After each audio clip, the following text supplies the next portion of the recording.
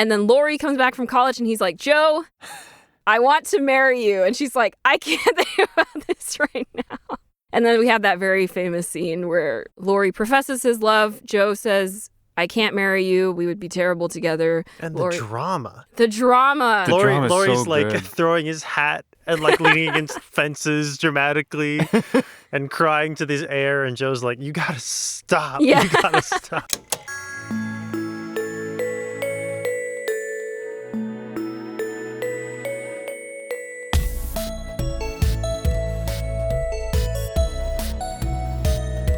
Hello and welcome back to Nostalgia Club, the podcast where we, three sound designers, take a break from work and talk about the books and media that we loved as kids. And today we are getting extra nostalgic because we're talking about a very old classic book, Little Women. Hooray! Yay! My name's Victoria and I'm joined by my two co-hosts, Jino. And Michael. Yay! And I'm so excited because this is one of my all-time favorite books. And neither Jino or Michael have read it before. Because I'm a boy. Maybe if Alcott had called it Little Boys, I would have. Well, she Or did Little write... Men, rather. I don't know. No, there is a sequel called Little Men. Oh, that's right. Yeah. And then Joe's And boys. Joe's Boys. And Joe's Boys. So So we have no excuse. Yeah. I cast myself into the pit of despair. But you guys have seen the 2019 adaptation. Yes? That's the only adaptation you've seen? Yeah, that was my first exposure to this story. And I really like that movie. Although I know Victoria had some thoughts about it that I didn't truly understand until reading the books. And now I understand why you had those thoughts. And we'll explore those a little bit later. Yeah. I still like the movie, though. I think It was is a really good well movie. done. I don't hate the movie. I just don't think it's my favorite adaptation. But there have been many Little Women adaptations, and that's okay if they're not all for everyone. Victoria says, bursting at the seams with judgment. No, I'm kidding. No, I did. And that's okay. I did enjoy it, but when I watched it in 2019, I immediately was like, I think I'm going to go reread the original now. Because I was reading the ebook from Hoopla, and it told me that the last time I read Little Women was January 2020. So literally after I watched Little Women, because it came out December 2019, I was like, I'm going to go and reread it. And I have reread Little Women, I think, at least 4 or 5 times now. Wow. All the way through. It is a long book. It's a long book, but it's a good one. Yeah. You mentioned that your favorite adaptation was the 2017 miniseries? Yes, there's a PBS Masterpiece adaptation of Little Women. That's a 3-part series. I think I just stumbled upon it one day because I was looking through, I think it's on Prime Video. That or Peacock. I checked it out because you said like, oh, if we have time, check it out. And the only free episode was episode 3. Oh, interesting. But having read the book, I was like, ha, nice try. I already have spoilers. I have the context. I believe if you have Amazon Prime, then you can watch it on Prime Video still without having to pay extra, because Prime Video is deceiving like that. I stumbled upon it one day, I think in college, and just loved it. It was the first Little Women adaptation I'd ever seen, because I haven't seen any of the older ones. I still need to. It's on the ever long list of... The infinite mountain of media you have to consume. Media you've promised to consume in this podcast specifically. Yeah. It only gets longer the more we do this podcast. But yeah, I really liked it. And I've watched that one twice. I just really like these characters, and it's fun to return to. It was really eye-opening for me because, I mean, people talk about this book all the time. It's still like an American classic. But I didn't quite understand the influence it had over specifically things that I enjoyed in my life. How influential and how powerful this book was until I read it. And also, I just really enjoyed it from like a, I don't want to sound pretentious, but like a scholarly perspective. I really like reading about different time periods and different places and reading about mid-1800s. Yeah. Civil War era America. Yeah. 1860s. 1860s, yeah. That was really interesting to me too. So I enjoyed it from like a story perspective and a character perspective, but also like learning about salad which is just chopped up lobster, apparently. Yeah, I didn't know that either until Jino brought it up. Yeah, and just also because it's a book about poverty and aspiring for wealth and comfort, but also being satisfied with like the hard work and the diligence it takes to survive. And the interesting way class is portrayed in this book compared to how we experience it now and the changes that have happened. The economic struggle of the girls living in the time in which they do. Yeah. And the financial straits that they do, which, granted, aren't the worst financial straits. It is genteel poverty, as the term goes. But it's also, they're wavering on that cusp of, do things get worse for me the older I get? Or do I figure out how to secure my, like, economic stability? And in particular, the amount of comparison that happens between their situation and how they compare themselves to their richer friends, which I think is still very common nowadays, especially with social media. Now you're just like comparing your life to everybody else on the internet's life. And you're just like, well, they can go on vacation and do all this stuff. Why can't I? But you actually don't know that much about their life or whether they're happy or not. So even though this book was written so long ago, a lot of the struggles that the March family goes through are struggles that we in modern society still experience. Yeah. And it is semi-autobiographical, right? Because the author's family and the fictional March family have a lot of parallels. I did a little bit of research because I wanted to seem a little intelligent. I did read that the Alcott family was actually less well off than the March family. The March family is sort of like an idealized version of her childhood, which I found interesting because like just reading it at first, I was like, oh, this is an interesting snapshot of that time. Yeah. And it seems like, at least through the lens of this book, that like the lines between the classes were a lot fuzzier. Like the disparity was maybe a little closer than it is now. And it's maybe a little easier to move up and down class structures. But then reading about that, how it's actually an idealized version and reality was much worse for the Alcotts was interesting. It sort of gave me this sort of like rose-colored glasses view of that time frame.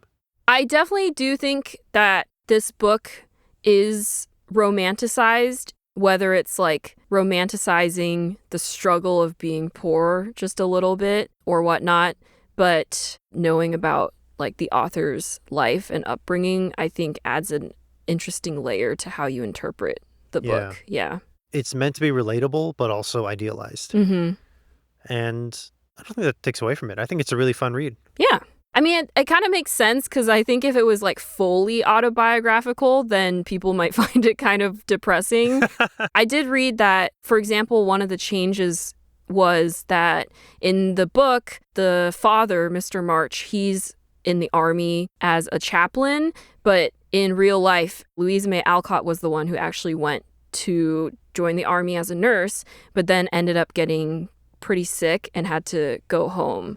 And then she dealt with chronic illness for the rest of her life. So I think she was obviously inspired by her time in the army, but then wove that into her characters as part of their experience instead. That's interesting. I didn't know that. I just read that her Louisa May Alcott's father was less sympathetic in real life and was less capable in real life as well. When Mr. March comes home, like things are quote unquote fine now. Yeah. You know, things are being taken care of. But in real life, he was unable to sort of support the family in the same way. The reason why she became a writer was similar to how Jo ends up writing to help support her family. Louisa May Alcott was more a primary breadwinner through her writing, so the stakes were higher. Like she was like, I have to do this for my family, whereas Jo gets a little bit of leeway to figure out how she wants to write or like what she wants to do with it. But everything feels so real because it's clearly inspired a lot by real life experiences. Very much so. In reading myself about Alcott, I found similar things as you've discussed, even about her father. There's an interesting, I don't know what kind of adjective I'm looking for, but I think her father was a part of basically the transcendentalist movement and tried to start a utopian commune with the family, which apparently failed miserably. And Just reading some interviews with Greta Gerwig, you can find a lot of this information because, boy, howdy, she did her research, and it comes through whenever she talks about it. But I guess, yeah, the effort failed on the father's part, and that's part of the reason that Alcott's family, really sank into serious poverty and what compelled her to take on a lot of different jobs that you can see directly inspired what she was able to write about in the course of the March Sisters' experiences, from being a Civil War nurse to a trip to Europe and Amy's experiences in the novel, probably taken from Alcott's own. What else was it? Generally, her parents were abolitionists and very involved in that, and she took part in a lot of abolitionist rallies. I think they used their house as a part of the Underground Railroad, Wow. which is fascinating. And I think she was in communication with among Emerson and Thoreau and other transcendentalist thinkers. I think they're transcendentalists, right? Both of them? I have no idea. I think Thoreau is, at least, but I guess she was also in contact with Frederick Douglass, so she seemed to become very well connected. I know Little Women especially rocketed her into notoriety as well as financial security, because she wrote a lot of sensationalist pieces, much like her primary March sister in Little Women, Jo. It seemed to be where her abilities best lay, as well as her interests, and she had difficulty writing Little Women at first. She made an initial attempt, and she was like, I'm not feeling it. Yeah. And then about a year later, I think her publisher as well as her friend was like, no, you should really try this again. And quite clearly, based on her biography, you can see how much she pulled in order to create Little Women. I was reading some stuff about, because she wrote all these journals and letters, but she was like, I don't think this is very interesting. I don't think people are going to like this. And the publisher was like, yeah, it's not very interesting. We don't think people are going to like it. You can keep a bunch of the royalties. And then all the women who read it loved it. And she made bank off of the royalties. We love that for her. Yeah. And history was sort of made there. And then part 2, which I think was called Good Wives or something like that? Yes. So initially, Little Women was just the first half of the book that we all read. And then she later published a part 2 that continued the story of the March family. And then later, upon success of both, they were combined into one Little Women book. But there are a lot of different versions out there. So I was telling Jino and Michael, make sure you read the version that has both parts. Otherwise, we'll be missing a lot from the conversation if you haven't read the second part. And part 2 felt very reactionary, like a direct response to criticism and praise to her book, especially in the very first chapters. It was very much all right, you want more? Here's more. Yeah. You're not going to like it. Or something like that. It is very interesting at the end of the first book. The line is clearly divided because the final lines of the first book are, and I'm paraphrasing here, I'm done writing this book. I've told the story. If you want to read more, the book has to sell well first. She basically said and that's everything. And we'll see how well the book does. And maybe I'll write more. Very Honestly, fair. I really like that. Yeah. More books should end like it's that. It's so refreshing. You like it? Buy it. Yeah. Sort of like the equivalent of like and subscribe. Wow, she really did, though. The early pioneer of like and subscribe. Smash that like button. We've talked a lot about the author and the circumstances surrounding the creation of the book. Books, really, plural. And then there's, as Victoria has introduced to Jino and I, numerous sequels after this one. I was going to say when I was a kid, I read Little Men, which is the first direct sequel. And then I think I tried to read Jo's Boys and didn't get all the way through. Is one of them about Jo's children and then one of them is about the kids that she's teaching? So it's chronological. Little Men is directly after Little Women, and it's mainly about the school that Jo forms and just shenanigans that occur there. And also the other members of the March family are still there, and they still have their own trials and tribulations throughout that book.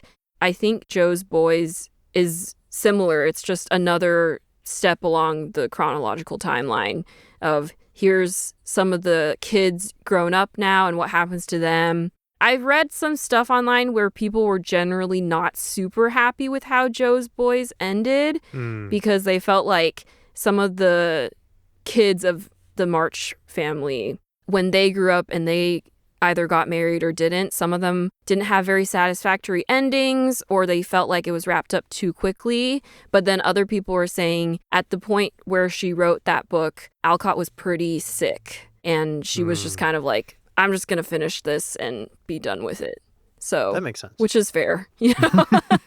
At that point, she had gotten 4 books out of her. So yeah, it's okay if the last one is just kind of like, eh. Well, shall we attempt a plot summary? We were thinking for this episode, we'll do less of a complete plot summary all at once and more we will talk about the book as we cover aspects of the plot. I have to kind of say first, initially, Victoria was like, one of you two should do the plot summary, which coming off of many episodes of Victoria being like, okay, I got the plot summary, was like, what are you talking about? Well, it's because I realized I've been doing the plot summary for the last 2-3 episodes. It just feels like... It's because I got tired of hearing myself talk as I was editing my plot summaries, and I was doing a really poor job of it. It just feels like, so. You're a Dungeons... That's because I cut out a lot of my stumbling over the plot. One, that's not true. You do an excellent job.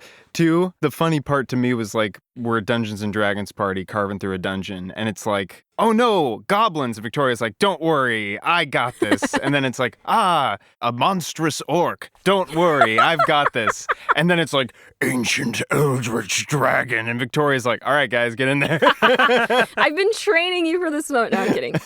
I could do a plot summary, but I will probably need aid. And I mean, this one will keep more casual. I'm not promising a quick plot summary because I know that's literally impossible for this book. And we're not going to cover all the plot points regardless, but we'll talk about things that pop up as we go, I suppose.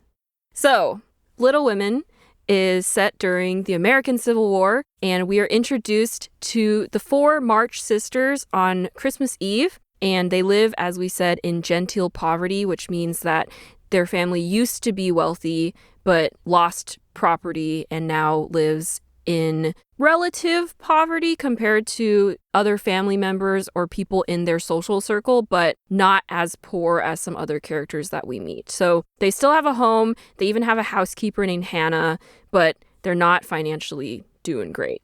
So the 4 sisters are lamenting about how it won't feel like Christmas this year because they can't really afford Christmas presents. Their father is a chaplain for the army, and so he's not at home and they don't know when they'll see him again. So they're just talking about their various wishes and hopes for Christmas. So of the sisters, there's Meg, who's the oldest sister.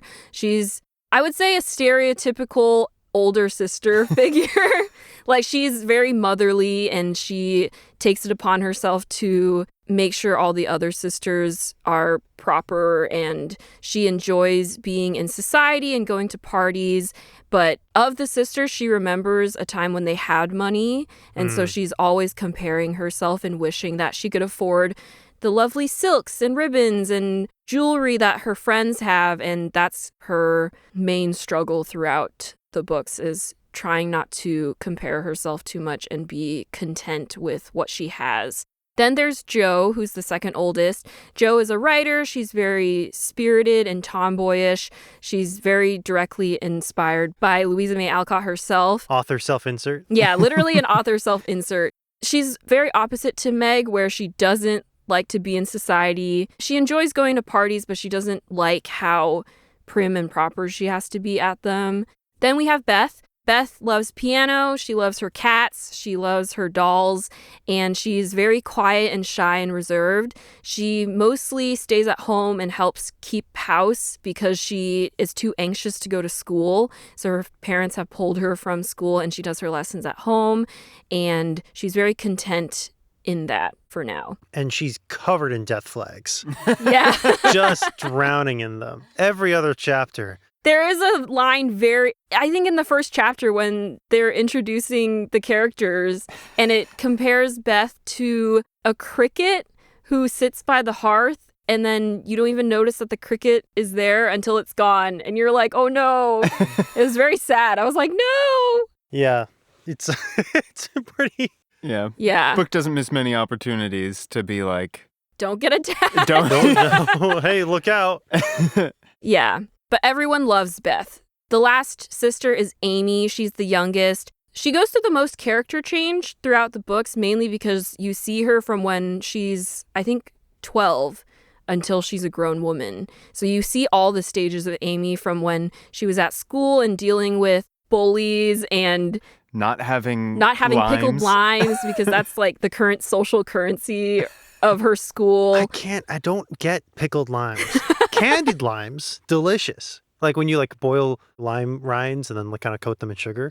Pickled limes? I just loved all the prose, Alcott, with her narratorial voice talking about how pained Amy was to lose those lines. It's really tragic. Like, you do get the sense, even if you don't understand what's the deal with pickled limes, you feel the extreme embarrassment and shame that Amy feels having to go through this ordeal in front of all of her classmates. Yeah, but like there's that, but there's also many lines dedicated to how Amy is so upset that she won't get to taste the sweet, briny sweetness of the pickled limes. That's true, yeah.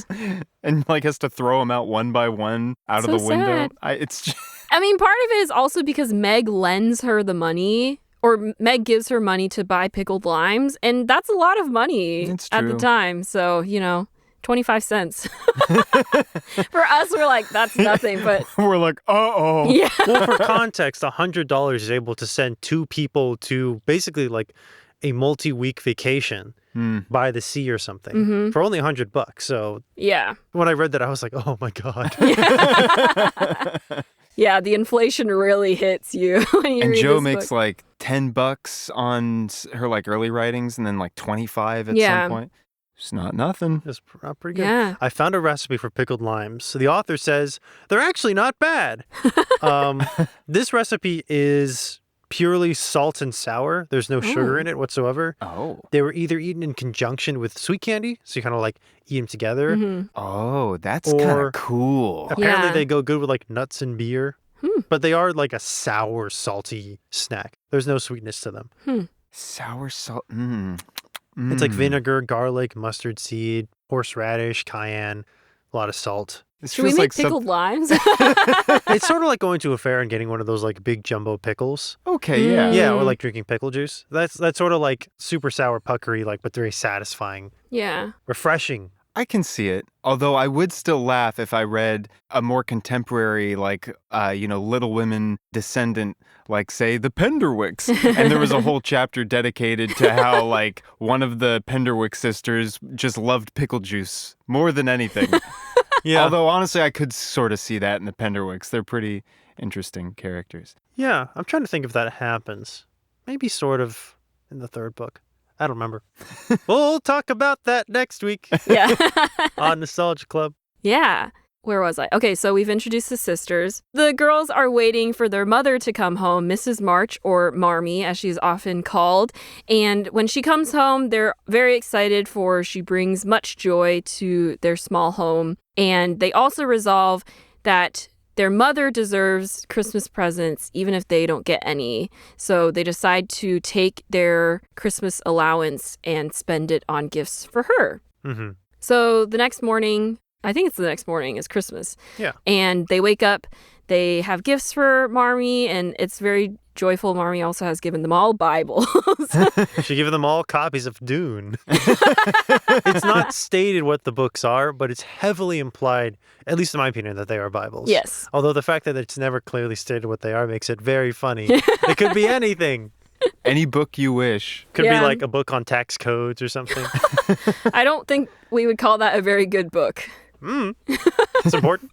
Don't want to get audited. That's true. It's important information. Unless I'm heavily mistaken, Little Women, it very much champions like positive parental relationships between like kids and their parents and stuff. There are no like bad parents that are given a lot of like quote unquote screen time. That's true, yeah. It's very much like dedicate yourself to your family. Your family will dedicate itself to you. Yeah. It feels at times sort of like, all right, kids, be good. Yeah.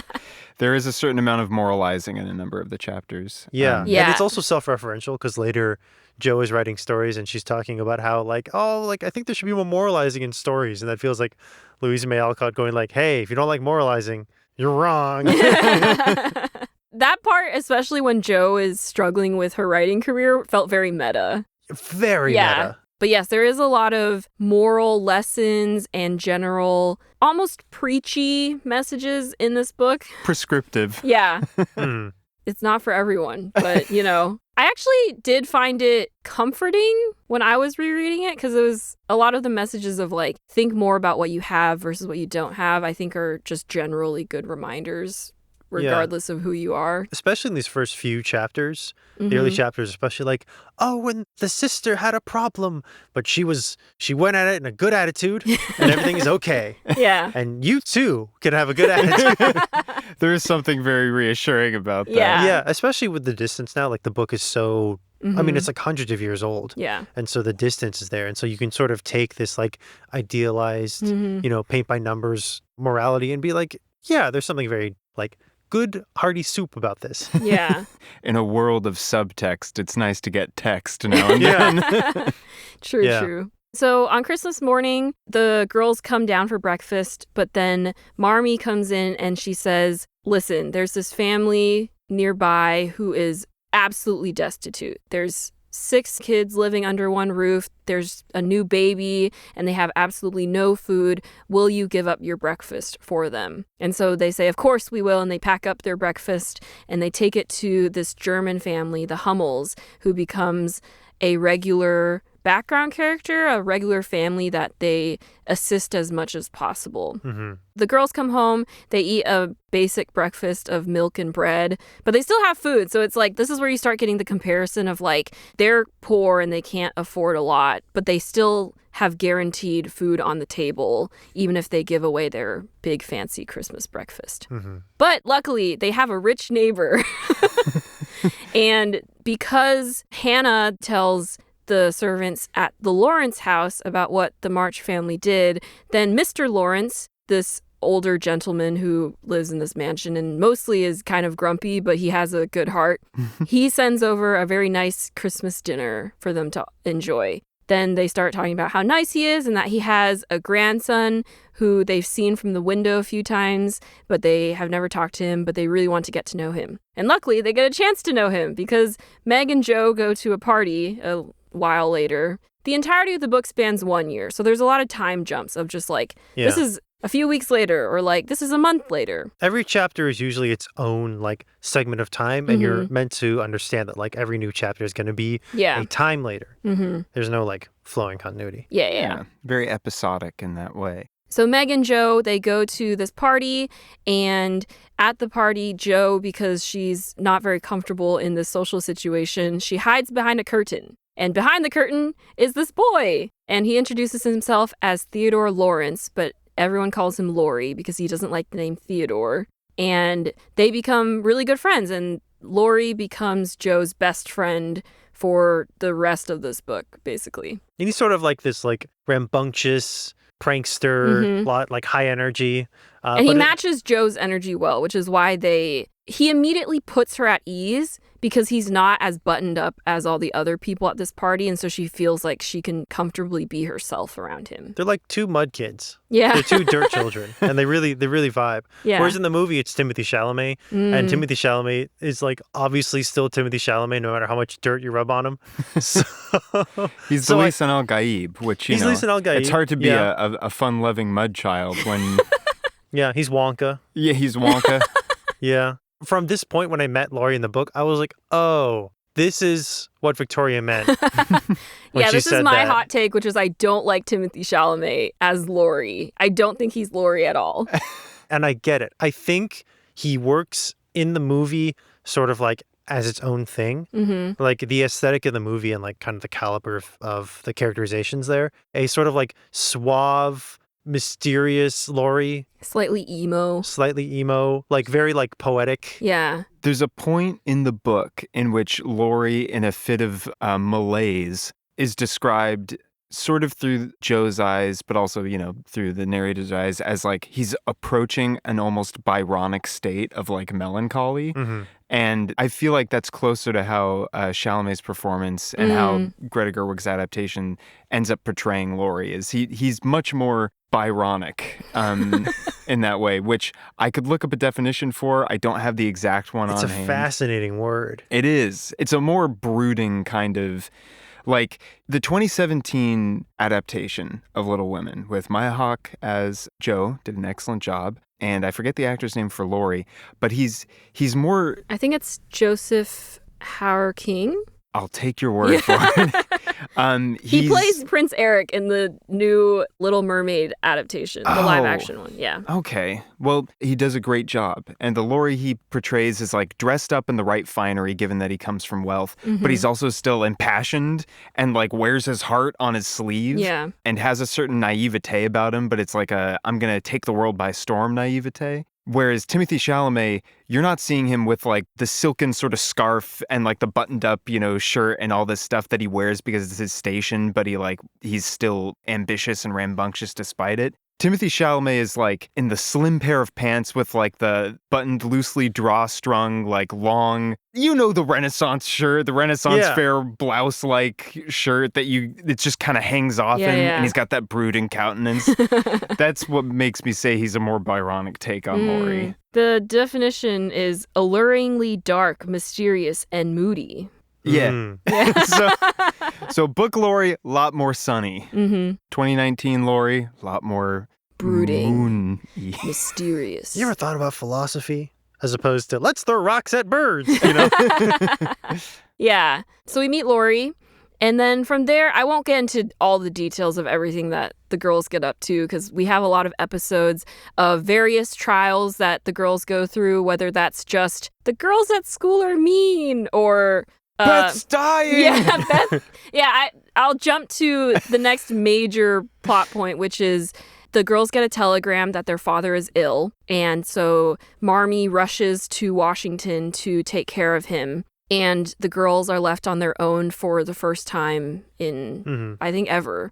And so they're trying to manage on their own. They have Hannah and the Lawrences looking after them, so they're not, like, totally by themselves. But it is a different experience of, like, the first time that they have to be more grown up because both of their parents are away, and they are always worried about how their father is doing, but also trying to stay focused on work. Oh, briefly, Beth and Amy, they're still school age. So Amy goes to school, Beth does her studies at home. Meg is a governess, and Jo is a companion for their great aunt March, who is this really cranky old woman, but still has taken a liking to Jo, and so hires her to be her companion most days. And Jo doesn't mind it because most of the time Aunt March is sleeping, so at least she can read a book from the library and pass her time relatively.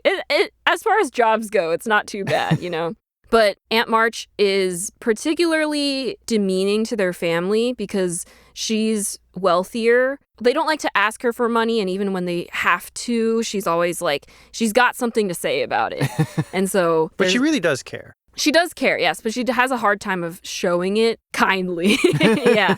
Is there an implication that Aunt March knows her reputation and is able to leverage that to get the sisters to do what she wants by telling them to do the opposite? Yeah. She's like, don't marry that boy. And she knows that if I tell them not to marry that boy, they'll marry the boy. Yeah. And I do want that. I can believe it. She just has an interesting way of caring about the Marches. Like, she'll always be like, my nephew, he sucks and he shouldn't be a chaplain. And I always said that going to the army was not a good idea. But when he comes home, she always comes over because she misses him and wants to make sure he's doing okay. Like when she learns, they get a letter from Marmee who's like, your dad is doing better. And like when Jo and or Amy tells this to Aunt March, I think her first comment is, he's going to get worse again. Like, he's never had a good constitution. He's going to get worse again. And you're like, this woman is incredible. Yeah. Like, your nephew might survive. No, he won't. I don't believe he will. No, he's weak. pretty weak. Yeah. Maybe she has like reverse manifestation. Oh. Where she, like, because Jino said sometimes she will tell the girls to do something when she actually wants them to do the opposite because she knows she has that effect on them. Wow. Maybe in her mind, she's like, if I say that he'll get better, then he'll get worse. So I better say the opposite so that he will be okay. She's got her metaphysical bearings laid. She knows where she stands in the fabric of reality. Yeah, she's a really interesting character. Anyway, so Marmee is away, their father is ill, and then Beth, who takes care of the Hummels in Marmee's stead, because usually Marmee is the one who goes to check on the Hummels. Beth starts going They're all supposed to go, but they sort of slack off. Yeah, they're all supposed to check in on them. Like, Marmee is like, okay, usually I do this, but I would really like, while I'm gone, if you would check in on them and rotate. But it's one of those, like, things where it's a series of multiple bad events where Jo gets a cold and then Meg is just not feeling up to it. And so Beth is the only one who goes to check on the Hummels that particular day. And she finds out that the baby has scarlet fever and unfortunately dies while Beth is there. And because she's been around the family so much that week, the doctor comes and is like, okay, you better go home because you're definitely going to get it. Even though the doctor and Hannah both think that Beth should be okay, scarlet fever hits her really, really hard. Yeah. And so she ends up very, very ill to the point where they decide, okay, we have to send for Marmee because we don't know if Beth has much longer. There's a whole shenanigan where they wait very long to send for Marmee, and when they finally send the telegram, it turns out Laurie sent it the day before because he was just like, nope, executive decision, we're sending for her. And then they're all very happy because that means Marmee will actually get there earlier. And I gotta say, if I was Marmee and I learned that my kids had been keeping it a secret for like a month, yeah, or maybe not a month, but had been keeping it a secret that one of my daughters was like sick with scarlet fever, yeah, and they're like, we didn't want to worry you, I'd be like, there's gonna be hell to pay when I get back. Yeah, they're basically like, well, we don't want her to leave father and we feel like we can manage it on our own, but then it gets to... They just keep doing this back and forth. To be fair, it is very costly to make the trip. Sure. And so if she comes back, then that potentially means she might not be able to go back to Mr. March if he needs her. So they had to really weigh. They're stuck between a rock and a hard place. Yeah. Luckily, Beth's fever breaks and she recovers just as Marmee returns home, and they're able to nurse her out of the sickness, but she never fully recovers. And she's always got a weaker constitution, which, like Jino said, major death flags. But she's okay for now. Meanwhile, Laurie has a tutor named Mr. Brooke who goes with Marmee when she goes to look after Mr. March, and he stays to take care of Mr. March while Marmee goes back to help Beth. During that time that he's away, he starts writing letters to Meg, and so Meg starts developing feelings for him, and Mr. and Mrs. March, because he's been taking care of them so well, they're like, okay, this would be we really approve of this relationship. But they feel very strongly that Meg is still too young to be married, so they want her to wait till she's 20. Mr. Brooke and Mr. March return, and it's a very joyful reunion. And then there's a little bit of a will they, won't they situation for a few weeks where Mr. Brooke keeps calling, and Meg pretends that she doesn't care that he's there, but she clearly does. Mm-hmm. And then it all comes to this one moment where Mr. Brooke leaves his umbrella at the Marches as like an excuse to come by and see Meg. Classic. Yeah. And John is basically like, okay, Meg, I have feelings for you. I really want to make this work. I know that you're still too young, so we'll wait the 3 years until you turn 20. But I just want to know, like, is this going to work out? And Meg at first is like, I don't know. Like, it's written in the text as she sort of plays with his feelings a bit because she realizes she has, like, power in this moment over this man. She's like, oh, yes, I can play with his feelings. So she's like, I don't know. Like, I don't think I'll say yes. And then Aunt March comes to call. And she's like, well, you're not going to marry that tutor, are you? He's poor, and I won't leave you a penny if you marry him. And then Meg's like, well, screw you, Aunt March. And then Meg basically declares her feelings for John on the spot. And then they get engaged, and then that's the end of part one. And I fully believe that was on purpose. I fully believe Aunt March was like, this is how I gaslight the kids into a good union. There is a very funny sequence within there where Jo is like coaching Meg on how to like reject John. Yeah, like how to sort of play hard to get a little bit. And Meg's like, yeah, I'm going to do it. And then John walks in and is like, Jo doesn't want Meg to get married because she knows that that'll be a huge change in their relationship. It's not that she doesn't want Meg to be happy. It's just she's like, no, I like the way our family is now and I don't want it to change. But she knows that it's inevitable. And so she's just trying to delay it for as long as possible. Mm-hmm. I like that sequence out because they set up this whole thing. And then the moment Mr. Brooke comes in and is like, Meg, she's like, John, I love you. Then we go to part 2, which jumps 3 years into the future. And there's a wedding. Yay! Meg gets married, and she begins her married life as Mrs. Brooke. Mr. March is now home, so their family is together. What is he doing? I don't remember. Chaplain stuff. Yeah, Yeah. he becomes a chaplain. But he was a chaplain. But he was now a war he's- chaplain. now he's he's a peace practicing chaplain. Peace chaplain. Peace chaplain. Going to hospitals, Yeah. cheering up the guess. kids. That's basically what Mr. and Mrs. March do, because Mrs. March is a nurse. I don't know if she's like an official nurse, but she does a lot of think of it. nursing for people in need. Okay, yeah. Yeah. Yeah. So it's Sure. like basically like the two of them, they're very charitable. So anyone who needs help, they will be there to assist. Very community oriented. Yes. And in being so kind and in teaching their daughters to be as such, they unknowingly signed the death warrant of Beth. No, I'm kidding. That's so terrible. No, I'm kidding. No, it's true though. When they do like the check-in with each sister, they're Yeah. like, "Oh, this one's doing well, and this one's doing well, and Beth is, oh, it's so hard for Beth, and this one's doing well," and you're like, "Oh man, Yeah. any day now, huh?" Yeah.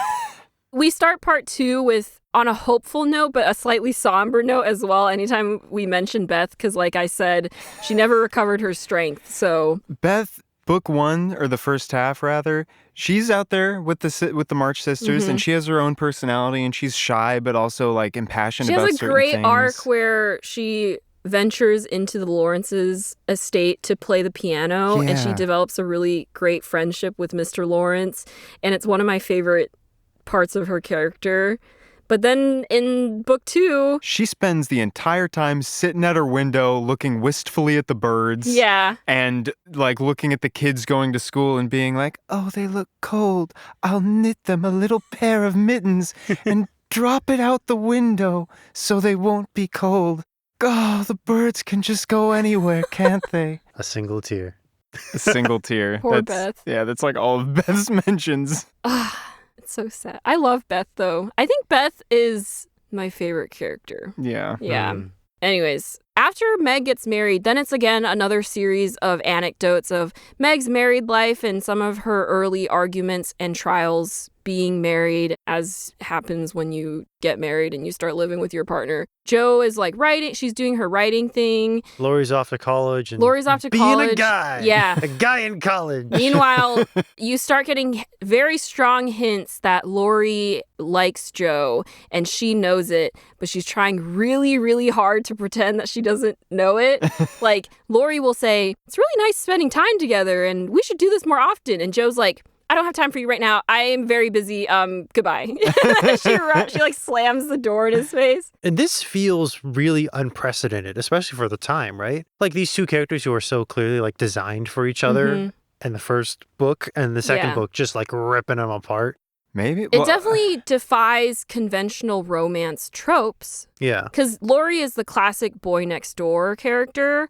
And I think that was one of the major reasons why people wanted Louisa May Alcott to write a second book. Because they're like, we want to know, who does Laurie end up with? Yeah. Yeah. And that's what, like, I read some analysis on this, but like the fact that the second book feels like a response to that, where Louisa May Alcott's like, "No, I won't give you that." I'm trying to remember. I think there was like in some of her writings, she wrote, "I won't marry Jo to Laurie to please anyone." Yeah. And I think from also reading, I think there was supposedly a boy that she met when she was in Europe that she had a similar kind of relationship with to Laurie, where there was this like back and forth and he really liked her, but she was like, "I do not like you that way." So I think, another piece of reality woven into the a dose of fiction. realism, but also like a really engaging bit of drama. That's probably another reason why these books have stood the test of time. Yeah.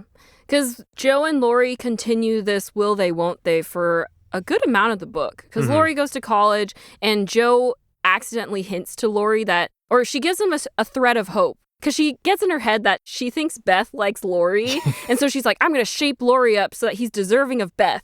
And so she tells Laurie, like, if you want to be like a respectable man, then make sure you go to college and you graduate and you stop going to like play billiards and stop smoking or whatever. And he's like, okay, because he thinks she's saying, I will marry you if you do these things. And so he goes to college. Amy gets invited to go to Europe with their Aunt Carol. Jo is really disappointed because she thought she was going to be invited, but on one of her particularly rambunctious days, Aunt Carol was like, "So Jo, do you speak French? And Joe's like, I hate French. I'm so bad at languages. It's like she was in an interview that she didn't know she was in, but she just says all the wrong answers.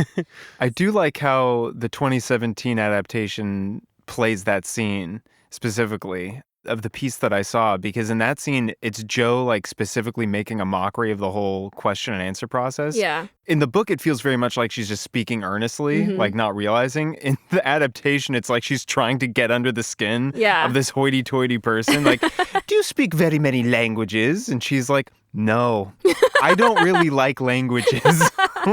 It's so in Joe's character because she tries her best to engage with society, but on particular days where she's just not having it, she's like, I'm going to have, if I must be in this situation, I might as well have fun with it. Yeah. So unfortunately, though, it comes back to bite her. Like, it bites her because she doesn't get to go to Europe like Amy and have like a fully sponsored European travel trip. But yeah, Amy which goes, even today would be pretty nuts. If I was Joe, I'd be devastated. Like, I would be like, no. I'd be like, turn back time. Let me say the correct things. But Amy goes and she goes to study art there, and she writes about her travels to the family. Joe decides that she needs to at least get out of Massachusetts. So she goes to New York and takes up a governess job just to experience the world a little bit, because she's like, well, I want to write, but I feel like I don't get enough inspiration just being at home. And so she goes to New York for a time. And in all of her letters, she writes about this one professor named Professor Bear, who's this older German guy. And she's just like, don't worry, Marmee. It's okay to be friends with him because he's way older than me, so there's no chance of anything happening. He's 40. Ugh. Yeah. And he's good with kids. And he's intelligent and kind. Ugh. And insightful, and he notices when I fix his glove or something. He notices all the little things that she does for him. Yeah. He notices me and all the little things that I do for him and really appreciates me. And he's German. And meanwhile, like, the whole family back at the March house is just, like, looking at each other with, like, big eyes, like, That's one thing is, in the Greta Gerwig adaptation, there's no mention of Professor Bear until near the end for various reasons. The whole family is, like, shocked when, like, he arrives. They're like, who is this man who's, like, calling on Joe? But in the book, like, they're like, yep, that's Professor Bear. And even Laurie is like, do you like Professor Bear?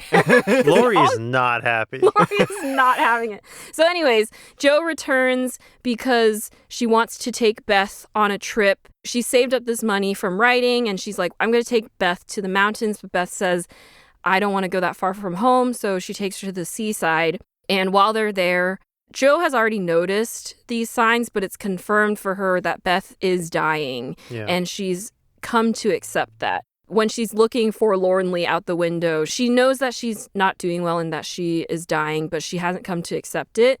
But here she actually gets to talk to Joe about it, and it's one of my favorite scenes, but it's so heartbreaking just because, like, Joe and Beth, they're the closest sisters, and Joe loves Beth the most. And so it's very sad of this, like, coming to accept that she has to let her go.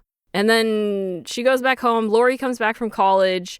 And this is the thing, right? Like, Joe is going through so much with her sister and everything. And then Laurie comes back from college and he's like, Joe, I want to marry you. And she's like, I can't think about this right now.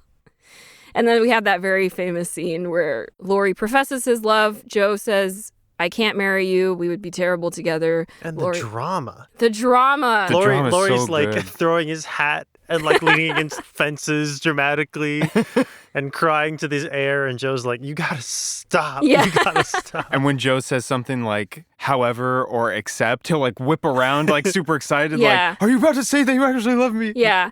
And going back to what we were talking about how this book feels reactionary because everyone expects Joe and Laurie to get together. Even Laurie says, like, everyone expects us to get together, not just the readers, but our family, my grandfather, all of my friends think we're going to get married. So why don't we just do it?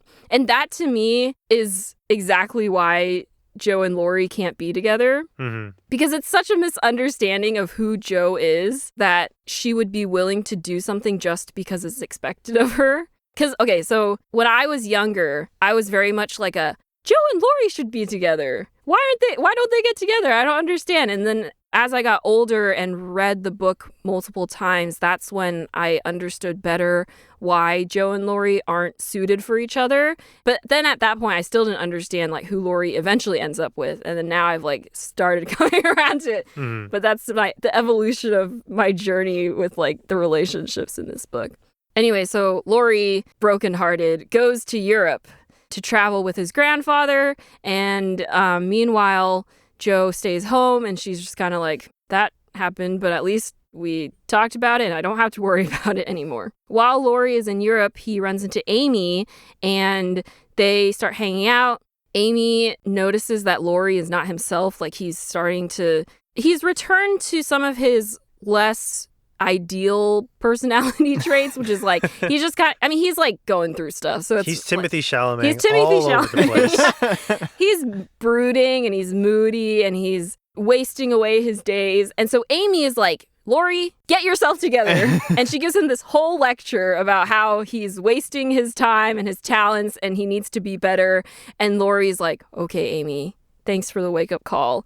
And he decides to shape up and he continues traveling. Like basically he stays in Nice for a lot longer than he's supposed to, just hanging out with Amy and with other people in France. He continues traveling with his grandfather, gets back into composing and starts thinking about what he wants to do with his life. Back home, Beth passes away. It's very sad. It's like the whole chapter is basically purple prose talking about how inevitable and sad and yet beautiful Beth dying is. Yeah. Which kind of sets me ill at ease because it's like, and the family could see in the pallor of her face the immortal shining through past the mortal. It was painful at first, but then Beth, the pain passed and she could breathe easier, softer still, lying on the breast of the woman who birthed her and gently whispering the final words. And Mr. March putting his head solemnly to the mantle and saying nothing more. And it's like, get out. Yeah. This is, I did also notice. I mean, I get why it's written to be beautiful and like inevitable and whatnot, but I'm also like, this is. I did notice, particularly on this reread, that chapter is sandwiched between two Amy and Laurie chapters. Yeah. And it's actually quite short. Although there is a really nice poem that Joe writes about Beth that really got me. But I was like, it feels a little bit like Louisa May Alcott was like, okay. I got to get Beth out.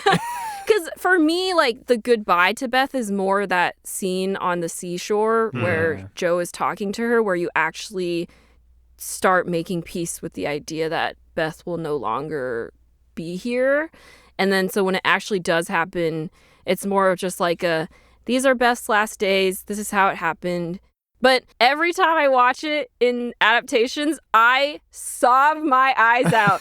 Like, just, I have to have tissues on hand. Even when I was like, because I listened to a lot of the audiobook this time when I read it. And the audiobook narrator is so good. And just like sitting in the prose of any time Beth is mentioned, I start to get choked up because I was just like, I really like Beth's character, and like knowing that she is going to die makes some of the earlier scenes even more tragic. And you're just like, anyways. So I'm just imagining like, I wish I could go to school. She wishes she could go to school. These biscuits are delicious. She likes the biscuits. Okay, not to that extent. I'm thinking of starting a Twitch channel. She wants to be a streamer.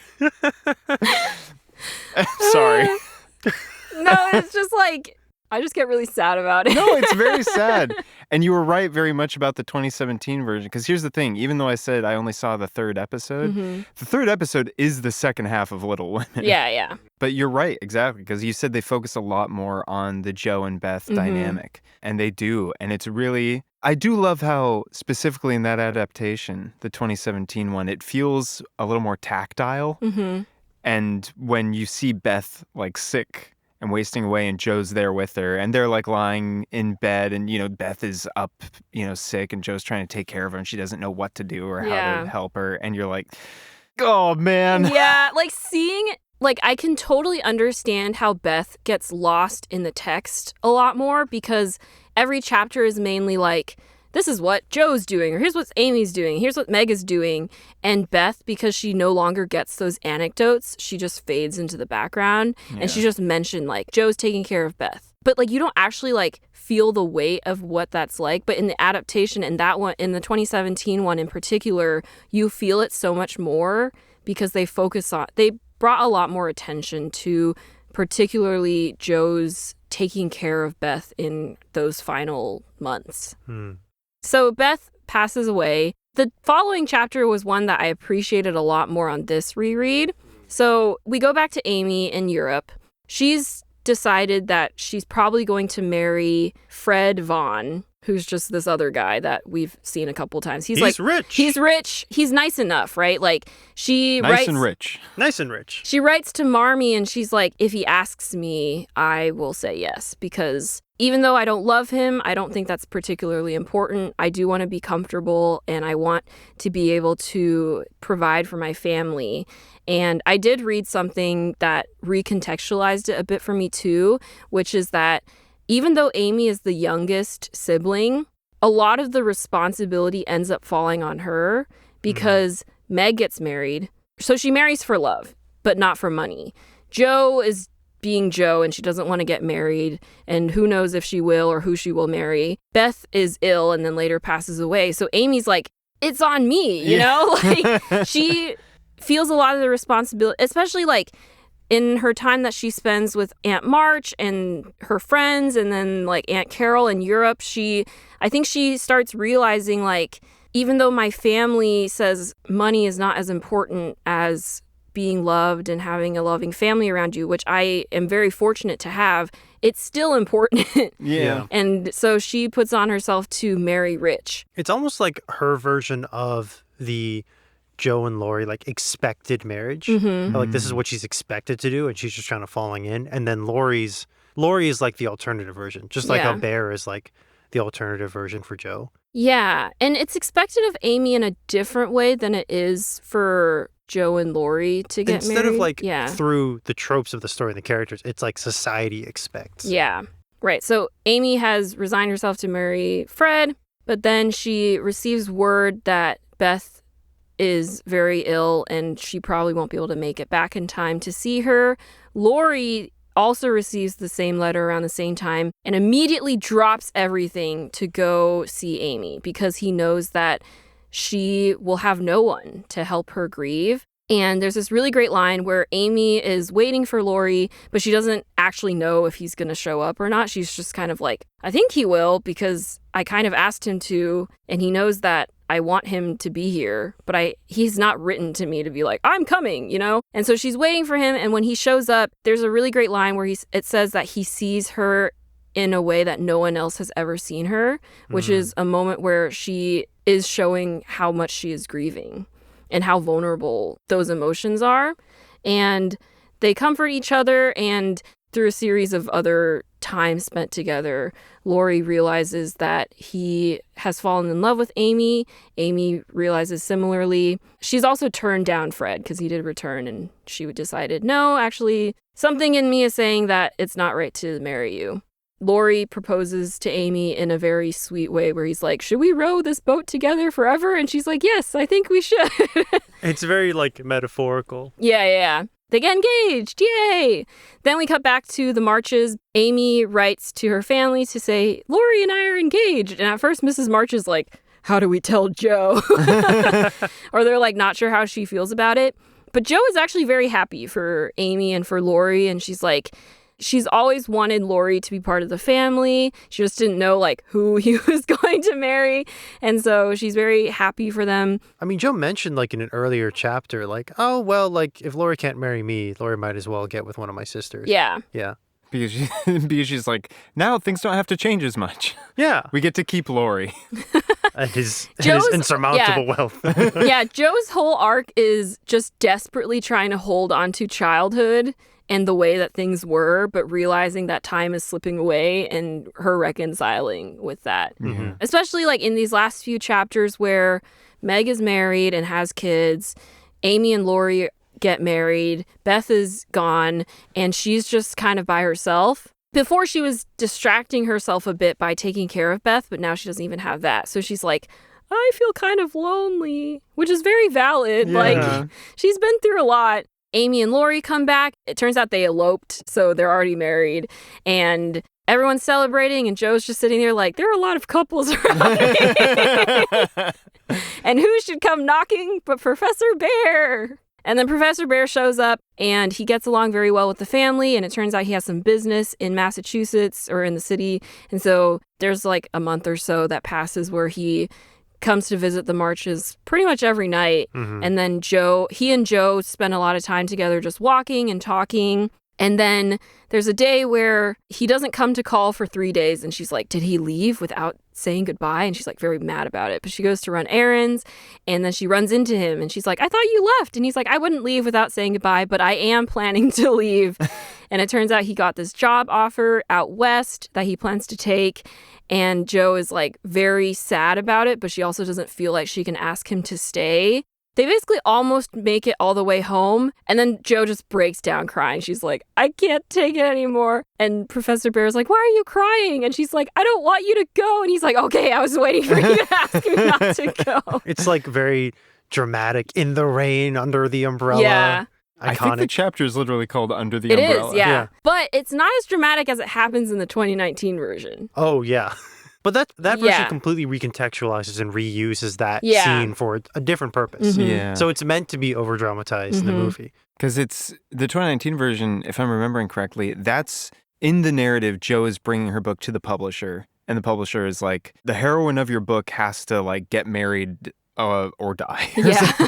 And so Joe writes an ending for her own self-insert character, and Yeah. that ending is the Mr. Bear ending, which is an interesting like dream within a dream meta inception given Yeah. Alcott and her, like, because originally I think Alcott was, you know what, I actually have a quote here.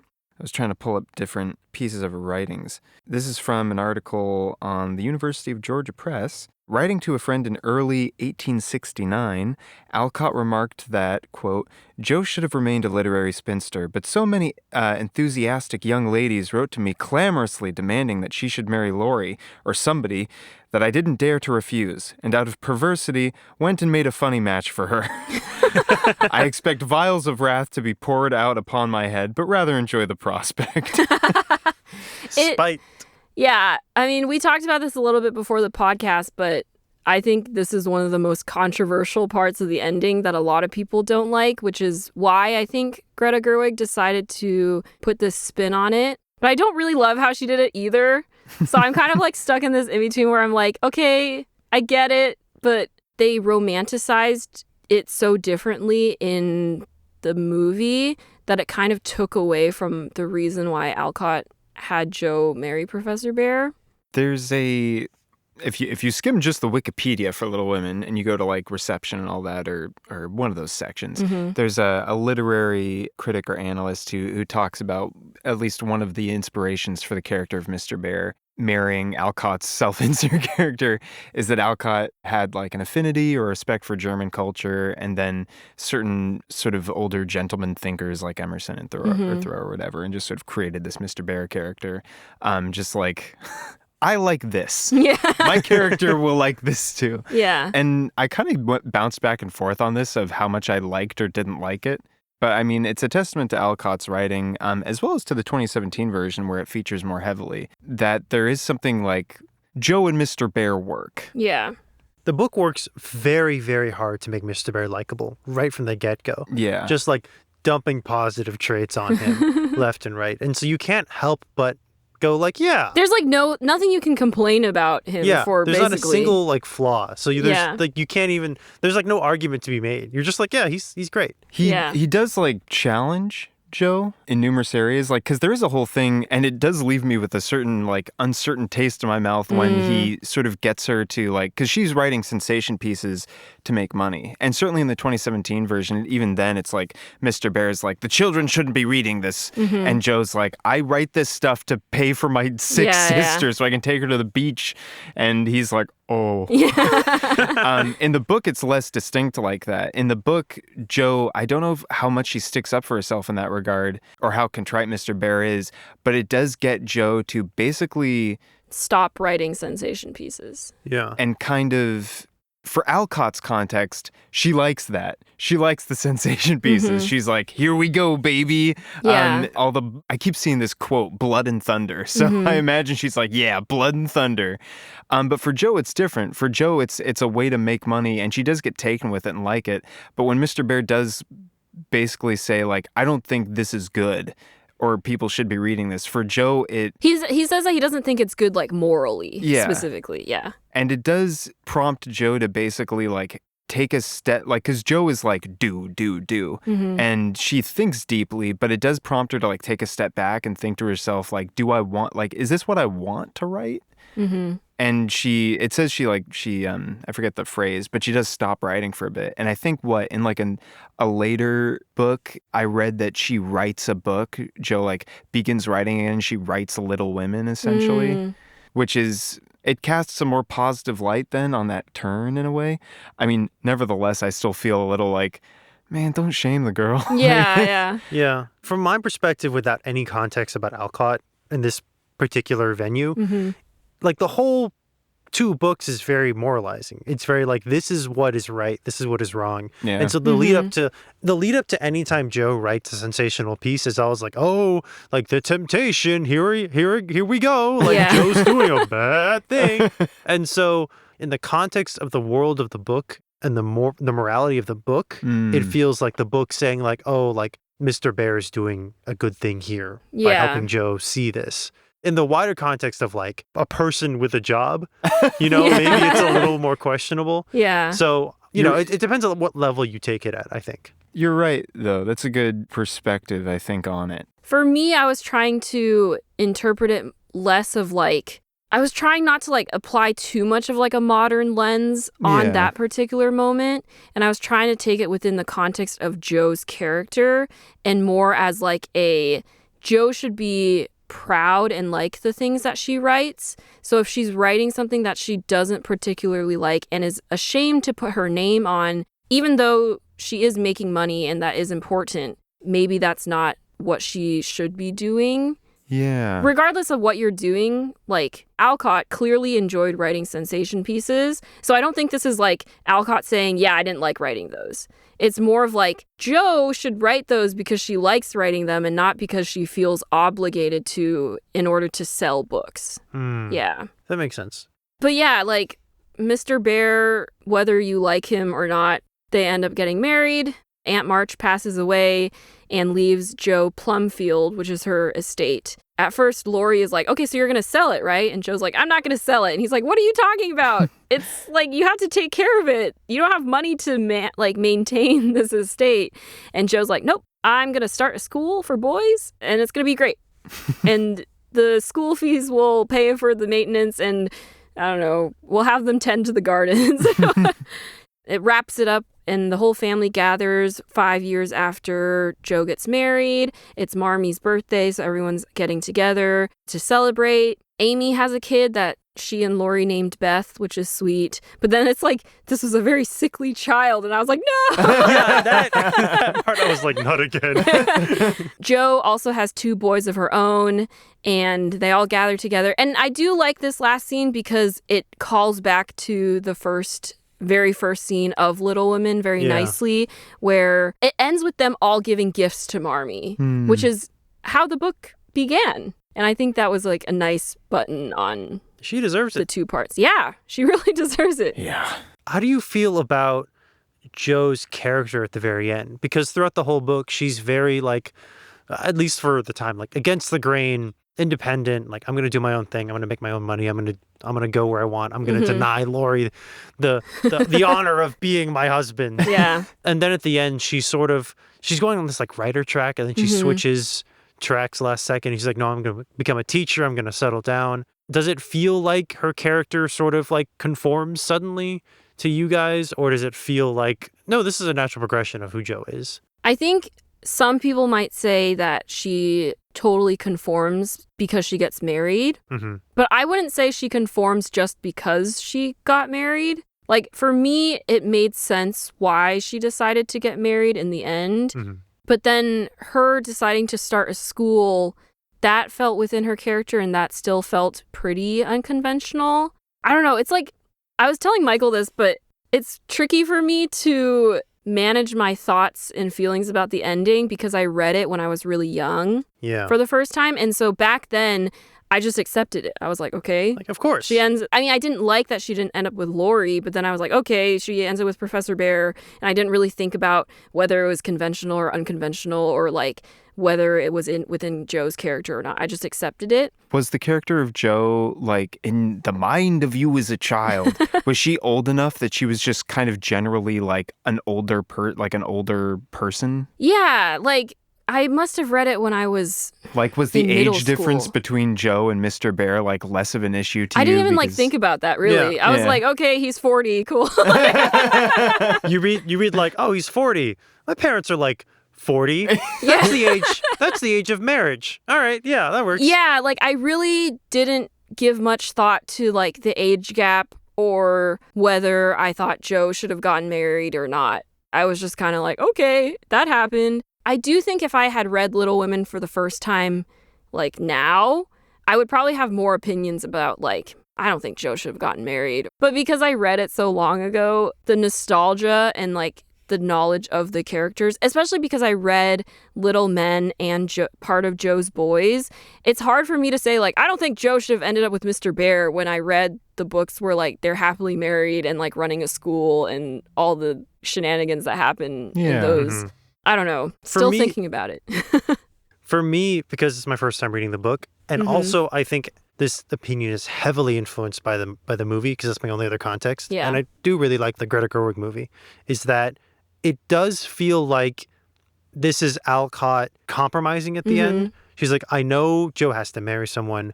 I know Joe needs to eventually, like, quote unquote, conform to like a woman of the time. Yeah. But I still want her to retain this like unconventional, like for the time, like feminist streak. And so I'm going to give her a very unconventionally conventional end. Yeah. Which I think like is probably influenced by the movie, because my interpretation of the ending, and I know other people interpret the ending of the Greta Gerwig movie differently, but my interpretation is like Joe's story ends with her at the publisher and her marrying Bear and inheriting the house and everyone back together again. Like, that's all fiction.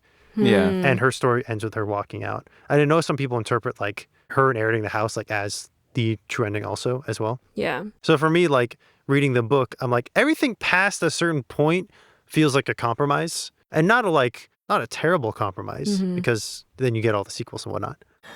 But when you have a character that's so like invested in one thing, like writing, being a writer, right, telling stories, and then at the very end, it seems like she's like, teacher. Like, it's sort of like, oh man, you know? I mean, that's how life is. Yeah. Like, you can spend your whole life trying to do something and then find yourself very happy doing something else at the end.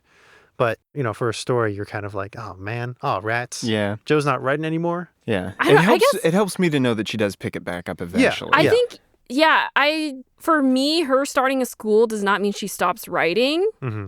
Because I honestly was like, it does say that like, she stops in the book. I missed that. There's a line where it says she like stopped up her inkwell or whatever. Oh. So I think she takes at least running a a break. school is a lot of work, so that's fair. But I don't know. I guess in my head, I was like, oh, she'll like pick it back up. And she does. Yeah. Canonically, she does. And I think I also was like, well, it makes sense that she starts a school because education and knowledge is so important to her. Yeah. As opposed to if she had gotten married and just like kept house for the rest of her days, then I'd be like, okay, that's not Joe. The idea of Joe's writing being integral to her character, but being not the focus of it is interesting. Like because Joe stopping writing in the book doesn't change anything about her personality. That's true, yeah. Because she stops and starts multiple times throughout the book. Yeah. She's determined, it seems, to make her own way, whatever that way is. Yeah. Sometimes that way involves writing, and sometimes it just involves her saying no. saying no. Saying no to Laurie and taking care of Beth. Yeah. And being a governess for a while. Mm-hmm. And I sort of think of Alcott taking a bunch of jobs and doing a bunch of things to make her own way a little. Or falling in love with and marrying a 40-year-old German professor and starting a school with him just 'cause. I guess, well, I can't say that just because there's been so many adaptations, right, of Little Women. And I've seen one and a piece of another. One and a third? One and a third. Yeah. But it's easy to, if you want to, I suppose, you can envision Jo as, oh, I'm borrowing a term from those Brandon Sanderson writing lectures, but an iconic character in a way, where she's sort of like the every woman making her own way, and a lot of, like, I guess it makes sense for writers to fixate on her as a writer. And there's like a lot of truth to be told in there, and a lot of truth has been told through Jo. But it seems like this Jo, this like original Jo character is sort of, she's not as iconic in that way where a bunch of people can like, and I think I was talking to you, Victoria, about this like a few days ago. It's, the book Jo is not as easy to like copy paste onto your own personality in a way. Yeah. Because she does complicate and get rather specific in how she approaches life and in how she compromises and in how Alcott makes compromises with her story. And I don't know, I come back a little bit to like, in the 2019 movie, there's a military-esque jacket that Jo wears that's, I guess it's like her writing jacket. Yeah. It's implied to be her dad's or something. Is it? I never knew where it came from. I think it's implied to be like a family heirloom. Okay, it's been a while since I've Take seen this the out movie. if I'm wrong. It's an excellent piece of costuming. Not just in general, but for the movie especially. Like, it tells you everything you gotta know in just a single glimpse. And it matches her character perfectly. It's fitted with the time. In the book, she doesn't wear a military sort of jacket like that. She wears a pinafore. Mm-hmm. And you can sort of tell her mood by where it is in the room and on her head. Well, the pinafore is an apron. I don't know what a pinafore is. And then, but she also has a hat that she wears. Yeah, like a matching writing hat and then they can always tell like how good the writing is going by where the hat is, whether it's like set nicely on her head or if it's like thrown on the ground because she's like frustrated, which is so valid. And then the pinafore is basically like a mechanic's set of work overalls, right? Yeah, because she like wipes ink on it so it gets stained over time by, I mean, like you can tell like how much she's writing by how dirty the pinafore is, I guess. Yeah.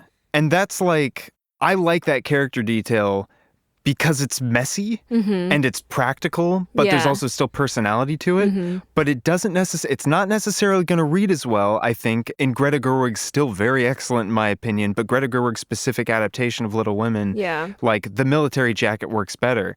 And yet also the military jacket is much like the sort of like version of Jo as a character, easier to sort of like you can merchandise the military jacket easier, like even just mentally you can merchandise it into your own like self-conception easier than a pinafore that you're supposed to wipe your 1860s pen on, or a hat with a red ribbon on top. And it's more effective and straightforward as an image in much the same way that I think focusing on Jo's story as a writer, trying to just get a novel published in a very patriarchal industry, which is still present in the books as well, is more straightforward as a narrative and sort of necessarily so in movie form because you can't convey all the complicated stuff that you get in the book. But it's like Jo marrying Mr. Bear complicates her in a way that makes her very specific, but in a way that a lot of people cannot like attribute her character to themselves as easily anymore. They stop relating to Jo at that moment. Yeah. I'm not married to Mr. Bear. Wait a minute. I mean, I was watching a promotional piece for that PBS miniseries where they talk about Jo and Laurie, and I think the producer or someone says something about, like a lot of people don't understand why Jo and Laurie don't get together because a lot of people saw themselves as Joe and then at the same time were in love with Laurie. And so they're like, why doesn't Joe marry Laurie? Because I feel like I'm Joe and then I like Laurie, so why don't they get together? And so I think you're right, Michael. Like a lot of people project. It's very easy to relate to Joe as a character for a variety of reasons, and especially like she's also the truest one, considering Alcott basically based on herself. And like the other sisters, while they're still very real and vivid in their portrayal, they're portrayed through Alcott's natural biases towards her own sisters. Yeah. You know, like she's never going to be able to write about her sisters as truthfully because she's still their sister, you know? And so that's why, like, I was also reading people say, like, a lot of people dislike Amy because you see Amy through Joe's eyes. And if you relate to Joe more, and Joe and Amy are very different people and they butt heads a lot more than some of the other sisters, you're not going to like Amy as much because of that simple fact. I mean, it's like talented, annoying younger sister. Like, of course you're going to butt heads. Yeah. Yeah. I did find the military jacket thing. Oh. There was no explanation in movie. It's just that, like, they equate Joe writing to, like, a military campaign. Like, she's, quote, taking over the space. The one interesting thing I did learn about the movie is that, and I didn't know this, but apparently a lot of people do, or a lot of people did, is that Laurie and Joe swapped costumes a lot. And apparently a lot of the cast would just like mix and match their costumes. Oh, wow. Apparently they would essentially, to simplify it heavily, just put all the costumes in a big pile on the floor. And every time there was a new scene, they'd just be like, all right, pick what feels good. Whoa. Huh. And so you'll see Joe and Laurie just like swapping jackets How fascinating. just throughout the movie. That's really cool. And so it gives the families and like the camaraderie like a sort of like lived in air, like, oh yeah, It like also they're gonna makes sense for the marches in particular because they don't have that many clothes. Yeah. And it's said a lot in the book, like they have one dress. Like each of them has like one nice dress and one casual dress, and that's it. And sometimes if your nice dress gets burned or stained, you just gotta deal with it. The amount of times in the book they were like, and I wore my nicest dress and it was torn asunder. And I was like, what are you guys doing at this party? My God. Yeah, so that's cool actually, because it would make sense that if they didn't have a lot of clothes that they would just share what they have. Yeah. I mean, like Meg and Joe like share accessories all the time too. Yeah. And I feel like it's also true to just like, I mean, obviously it was a different time, but just like when you're a kid and you go over to your friend's house a lot and I don't know, you have sleepovers or like they have a pool or something, eventually clothes are going to kind of like swap. Just like people take each other's hoodies or something. It's like a thing of growing up. It's like at some point you've got someone else's clothes and you're like, whoops, mine now. Speaking of Greta Gerwig's adaptation, while we're on the topic, while I have my own personal qualms about whether I like the adaptation or not, the one thing I will say to its credit is that I never understood Amy until this movie. Because Florence Pugh is that Florence good. Pugh is so good Yeah. in this movie. And she just brings like an added layer of maturity to Amy's character that I had never noticed before. Because again, in the books, you're seeing Amy grow up from a young child to a woman. And so it's really hard to forget like when she was that child. And then you see her like being an adult, but you're still kind of like, I don't know, like I still don't really know how I feel about you. And like, it's hard to distance Amy as an adult and married with a family from Amy who like burned Joe's book in a fit of rage. I think also like the added scenes that Greta Gerwig put in that movie of Laurie and Amy debating what it means to get married and what it is to be a woman in a patriarchal society, I think really helped recontextualize her character. Yeah. In the book, there's less like overall scenes, it feels like, between Laurie and Amy. You get those 2 chapters where it really focuses on them. Yeah. But even then it's mainly like they hung out a lot. Yeah. and they just became comfortable. And they thought about each other a lot. And then they rowed a boat and decided to get married. Yeah. Because they just understood that they would. Yeah. But you get more of those scenes in Greta Gerwig's version. And yeah, it just, because even the 2017 version, which I really loved, I was like, I still don't think I believe this Amy Laurie romance. But in the 2019 version, I was like, this sells it. Yeah. And I think before the pandemic. I went with a friend to a screening of Little Women, which was the first time I saw it. And Greta Gerwig was there. She wow. did a question and answer thing afterward. And if I recall correctly, I don't want to put words in her mouth, but I thought I remember her saying she didn't care so much for the Laurie stuff. And I can believe it. Her focus is more on, the Little Women. Yeah. But it surprised me because I was like, Laurie's involvement in the story feels like it's done so well. Yeah. In that adaptation, especially with Amy, that it's like, wow, even with that on the back burner, she still sold the Amy Laurie romance. Yeah. I did realize, because I rewatched this scene, when they go to Plumfield to look at the house after Aunt March dies. I see. And like Meg, Amy, and Joe are walking through and they're asking Joe, what are you going to do with the house? And Joe's like, I'm going to start a school. They did change it so that Joe makes a school for both boys and girls, which is like one thing that irked me a bit about this book, where I was like, why did she open a school for both boys and girls? Because clearly girls go to... Education is important. Yeah.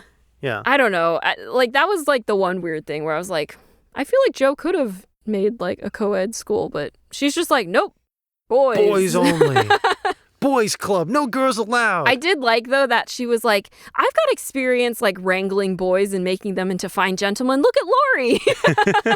That feels very Alcott because, I mean, if you just Google like Louisa May Alcott, born a boy, because she has this quote, there's like all these articles talking about the relationship between Alcott and gender. And there is, because we do have her writings and whatnot, but there is this quote that I came across before where she said she thought she was a man's soul put into a woman's body. At least for one thing, because, quoting her, because I have been in love in my life with ever so many pretty girls and never once the least little bit with any man. And you're like, wow. Yeah, she said, I am more than half persuaded that I am, by some freak of nature, a man's soul put into a woman's body. And she also wrote, I was born with a boy's nature and always had more sympathy for and interest in them than in girls. And that's in a letter she wrote to a close friend in 1860. On Wikipedia, when you look up Little Women, when it talks about like the background of it, it mentions that why she didn't want to write Little Women was because she was like, I don't find girls that interesting to write about. And I was like, oh, okay. Like, I think she just like felt more comfortable like writing about boys or like relating to boys, so she was like, I don't know how to write a book for girls because I don't know. Yeah, it's very goes on to write one of the most influential books for girls of all time.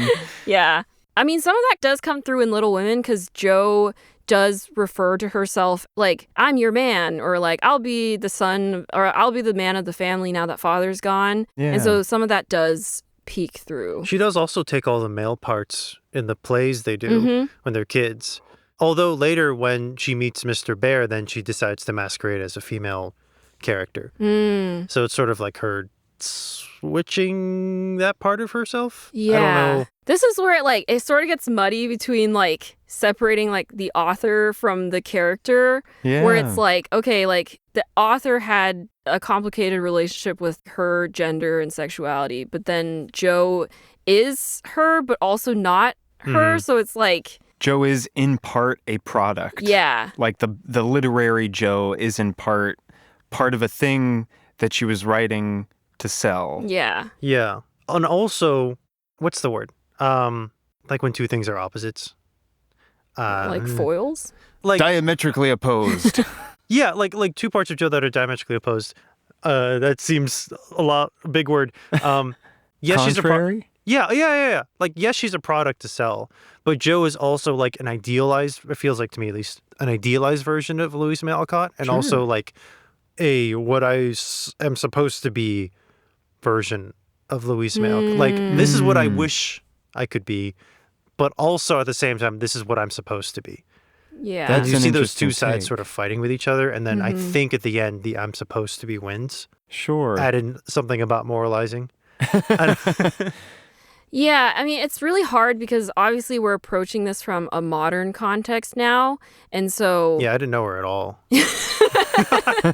Never got to meet her. Yeah, it's like... I met her once at a con. No, I'm kidding. It's so hard to say what Louisa May Alcott would have done if she had been born in today's world, how she would have chosen to write Little Women, or what she would have chosen to do with her own life had she been born in a modern world. Where am I going with this? I don't know. It's like, it's just We'll never know. Yeah. Essentially. We'll never know what it's like to write a modern version of Little Women until next week when we read the Penderwicks. Not an exact one-to-one, Yeah. but heavily inspired by Little Women. And if you want to listen to us talk about the Penderwicks, which is one of my favorite books of all time, you should tune in next week Yeah. for that.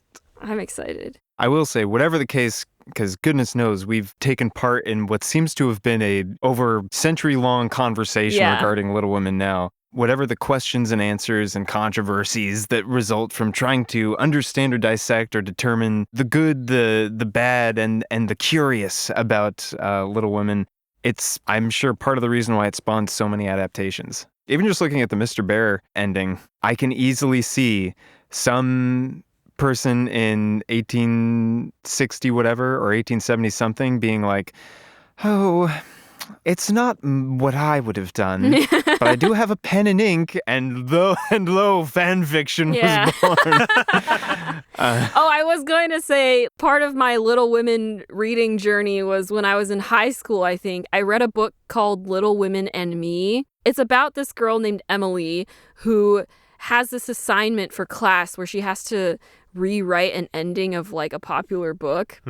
So she chooses Little Women, and as somehow she gets sucked into the world of Little Women and becomes the fifth sister. I think she's like right between Jo and Beth.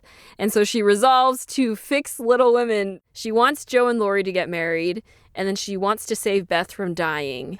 And those seem like two very different goals. One of them is like social manipulation. The other one is like finding a cure. We need unless Beth is like, I'm going to go help that poor family out. And she's like, no. I don't even remember how it happens. I don't think she's able to prevent Beth from dying. It's no. It's like one of those like it was always inevitable. Gosh, isn't that just the tale with Beth? It's always inevitable that. And then I think she falls in love with Laurie, and maybe she ends up. I don't remember. Ends up with Laurie? Because that, I kind of like that, where it's like, I wanted Jo to be with Laurie. I'm going into the book. And it's like, the answer is not that Jo should be with Laurie. It's that you just like Laurie. Yeah. Boo, Emily, 0 for 2, failed both missions. Yeah, anyways, so, if people are unhappy with the ending of Little Women, write your own. Go into the book and create another adaptation of Little Women. And write us at nostalgicalpodcast@gmail.com if you have any questions or comments or suggestions for what we should review next. We also have an Instagram at nostalgicalpodcast. And we're under the umbrella of Mouse Knight Studios, and you should listen to Ghost Inspectors wherever you can find it. That was a good reference there. Under the umbrella of Mouse Knight Studios. Yep. We also have a Ko-fi if you want to support us, so we can get streaming platforms and buy books and such. Thank you so much for listening to us talk about Little Women. I feel like we just touched the surface, but there's just so many things to talk about in this book but I'm really, really glad that you guys got a chance to read it. And thank you for reading this really long book. You did what no high school English teacher could accomplish. Got me to read Little Women. No, I was particularly excited for this episode because, it's such a beloved book, but I feel like still I'm meeting people who have never read it. So I'm like, you should read it. They've never read it, but they, the bones and, the influence of it are felt all over American literature and, across the world. Yeah. So I think it's important. Yeah. Leave us your thoughts on the Little Women ending or just Little Women in general in the comments because we'd love to read your thoughts. And please rate 5 stars, please. Nothing less. Nothing less. If you don't rate 5 stars, we'll fall into poverty and never recover. Not the genteel kind either. The real kind, the bad scarlet kind. fever kind. Oh, no. On that note, until next time. Ice cream for lunch. Ooh. Hey. Yay. How'd they make that ice cream? Honestly, I don't know what you're referring to. There's multiple passages where they're like, and for lunch, they had a delicious meal of ice cream. I went, huh. I must have glazed right past that. It's when Amy is inviting her friends over, and then none of them show up. Oh. That was devastating. Absolutely devastating. I've never felt more sympathy for a character in my life. I was like, this. Amy is like, all of my friends from art school are going to come over and we're going to go and draw by the lake and it's going to be, or like the broken bridge. And it's going to be really lovely. And I really, really want to impress them. So I'm going to rent this carriage and this buggy and then we're going to get really good food. And her whole family comes together. And her whole family like helps out. They spend so much money. Yeah, I mean, Amy agrees to spend her own money. Yeah. At least. So it's not like she leaves the family like destitute because of this. But the day arrives and it's like one of those days where it's like not particularly warm, but not particularly cold either. So she's not sure. So temperate? So good? No, it's like kind of like muggy where it's like it rains a little bit in the day. So then you're like, oh, well, it's not really a great day to be outdoors. It's like a humid cold. Yeah. And so she's like, I'm not sure if they'll show up because it might not be a very good day. And then so none of them show up. And then she's like, great. So they end up having to eat everything that will go bad. Oh, no. And the next all this food. And then the next day, it's like a really nice day. So Amy's like, surely they'll all come. And she gets the carriage and resolves to pick up her friends, and only one friend shows up. They see them coming, and Mrs. March is like, quick, we have enough food for 12 people, but we can't. That's so sad. We like present this one girl with food for like 12. So they like remove some of the stuff, and then it ends up being like nice, but it's so like, oof. I mean, we've all been in situations like that. Either you like... That's actually my worst nightmare. Have you never had that where you organize something and then one person shows up when you expected like more than one person? No, because I'm very strict about people RSVPing. That's smart. I'm like, if you're coming, you have to tell me because I'm getting food. And if you don't show up, I'll be really upset. No, I have like thought about like, oh, like maybe I'll do like regular board game nights where it's like just whoever shows up will show up. But then I'm like, but what if no one shows up? That's why we got solitaire, baby. Solitaire. Michael and I will show up and we'll play solitaire with you. Yay! Yeah, I did that once. I wanted to see the Lego movie, so I invited a bunch of friends. And then as I got to the theater, there was a barrage of cancellations. And only one guy, Dylan, shout out to Dylan. What a guy. What a hero. What a champion showed up. And we awkwardly watched the Lego movie together in silence. Was this not in a theater? It was in a theater. Oh, it was in a theater, yeah. Well, the that Lego helps. movie's so fun. I the had fact a that great it turned time. awkward is No, great. I love the Lego movie. Yeah, really. The context around watching it aside, great movie. But everyone's just like, I have scarlet fever. I have scarlet fever. I have scarlet fever. No! The immortal is shining through all of my friends' faces. They're looking wistfully out the window, all of them, and admiring the freedom of the birds. They're knitting mittens for the school children. No! You're on the way to your event, and you're like, this is going to be so much fun. And you walk past a group of school children, and they all have mittens, and you're like, oh, no!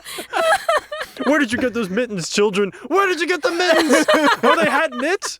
No! I have to go to Europe now. Oh my gosh. Who's that coming down the road? A German professor? Run! Out of context, that's like, whoa. Thanks for listening. Yeah.